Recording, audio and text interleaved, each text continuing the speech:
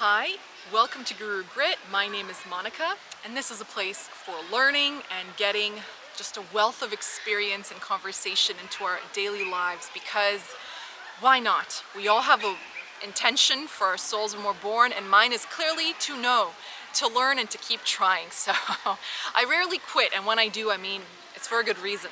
So speaking of quitting and making sense of things, today's question is actually unsurprisingly, highly requested. It goes hand in hand very, very well with specific people and the possibility of attracting a specific person. So if you'd like to know more, you can find me on TikTok and on Medium and YouTube. I'll try to get everywhere as much as I can in the future, so just stay tuned. In the meantime, if you would like to ask a question, you can email me. I've put my email here on YouTube, you can find it. In any case, the link in bio and TikTok is the default. So the question, which has actually come from several people, I think really hit a nerve, and it's something most of us can relate to. How do I attract a specific person if the specific person isn't a real person, meaning that they are fictional, such as they're animated or they're in an animated movie or they're from a book?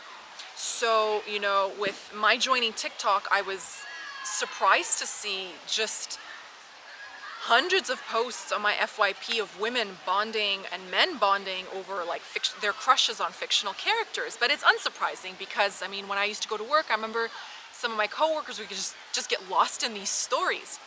I think there's an innate human thing. If you like something, you just like it, and the heart wants what it wants, so who really cares? Now, if you told someone, I have a crush on a fictional character, you assume their reaction would be, you're completely insane, you can't meet them, they're not a real person.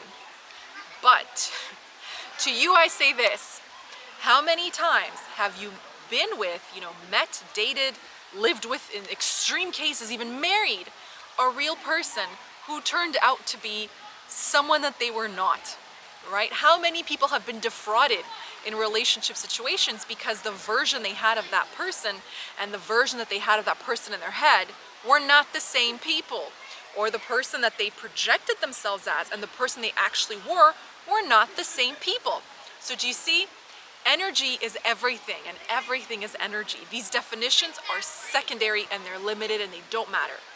So now you might say, that doesn't make sense because nothing's going to jump out of the TV into my living room, and I use Mr. Darcy as an example from Jane Austen's Pride and Prejudice. He's not going to spring from the pages of the book and come to life after you get a wand and you're like abracadabra, and he's like, my lady, But it doesn't matter. That's a springboard. That's your starting point, your reference point for what you want. So if you wanted someone who was honest and had integrity, so I know Mr. Darcy quite well. Let's say a smart person, a kind person, a devoted person, a loyal person, a very generous person, a family-oriented person, a good big brother, a good, what is he, manage an estate or whatever? I don't know the terms, but okay. Wealthy, of course, tall, handsome, etc. Well, those are 10 things I just listed. What is stopping you from writing that on a list when you go to bed at night and just doting on it and kind of thinking about it? Absolutely nothing. You could, in fact, meet someone with all those qualities with a last name like Darcy. It's actually not impossible, it's doable. But that's not the point. The point is that you meet someone who emulates those characteristics. Now, if your desire for those characteristics are very strong, you could actually evoke them from the next person that you meet. And they would evoke from you the characteristics they want in someone as well. And because the world is completely an unlimited place, and more. Those characteristics and more. So there's your answer, nice and simple. Let's get into some examples. Here's another really good one. We would think something like that is crazy, like liking an anime character or some such thing is insane. Where do you think they came from? They came from the minds of the people who made them.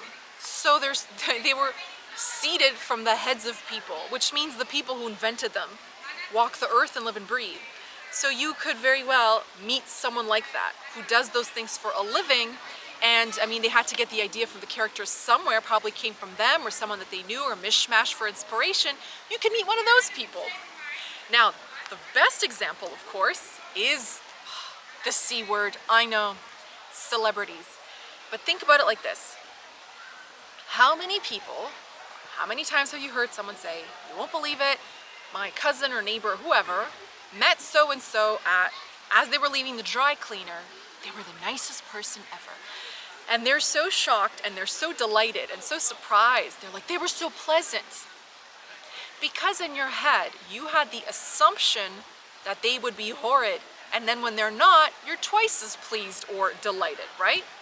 But basically what you did was you invented a version of that person in your head that isn't actually real, and doesn't actually exist. This is why fame is an illusion. All of this is an illusion. All of this is, but fame in particular is like, I don't want to call it a disease or a sickness. It's not like in a negative way, but it's like, it's infectious, okay? It's infectious. It's like, it is a virus. It's a virus of the mind that once it gets you, it grips you and you think, oh my goodness, that person has fame. They must be awful to people like me. You're assuming it before they've even spoken a word to you.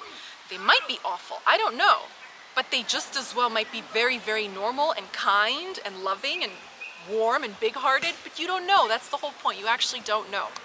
On the other hand, you could have a version of someone in your head, and all the stories you come across and read, you think they're amazing, and then you meet them in person only to find out that they're actually quite, you know, rancid and they're awful.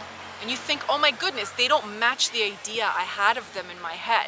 So you believed in a fictional character that whole time. This happens all the time. I mean, in January, I was making jokes on the live about, I was like, this person just gives me vibes. I think, you know, they're not quite nice. I don't know why everyone's crazy about them. And last month they experienced their fall from grace. All this other stuff came out on social media that they weren't very nice people. And I think it really is like, it's like a virus of the mind. People just latch onto something that they like. They project a fictional image. And then when they're faced with some evidence, they're like, oh my God, I'm twice as angry because you're not what I thought you were.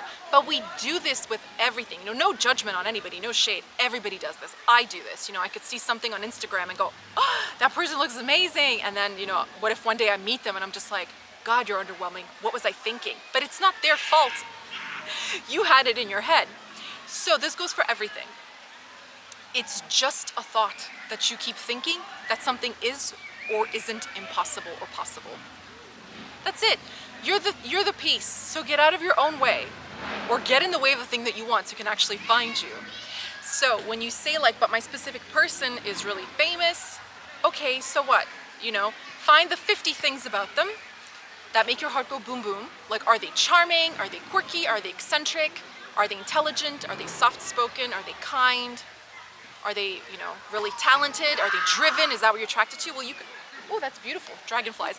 You can meet talented, driven people who are fighters or nurses or teachers or landscapers. And they will just ignite a beautiful fire in your heart. You'll live a magical life forevermore.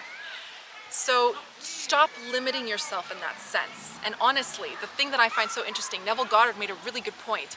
He used a story of a girl who wrote a paper when she was like 17, I think, about a ship sinking. And she gave it a name, she gave the number of casualties and when it would happen and where it would happen. And it actually ended up happening. And it was like in the newspaper back then. And he said, if every thought that's ever been thought exists, and if everything you think can manifest, then by definition, fiction does not exist. Everything is nonfiction. So if you have the power to think about those characteristics, you can manifest them through a single person. So there's no such thing, stay with me, as a fictional character, because it came from something that was nonfiction, like an actual person. So you can meet the creator of that character or someone who resonates with that character, someone who exudes the qualities of that character, and meet them. So I hope this helps. I hope it just brings you a little bit closer to accepting your beliefs that what you want is actually possible. That's why I make these videos. I'm not here to give like deep answers of the vast universe and the wide beyond the beyond. That's just, to me, like, that's not my style. I'm just here to tell you, you can have anything you want. Stop beating up on yourself and stop looking for reasons why you can't. Just feel a little better today, and I hope I've been able to do that through this. So thank you so much for being here. I look forward to answering more of your questions in the future, and I wish you a wonderful rest of the day. Thank you so much. Bye-bye.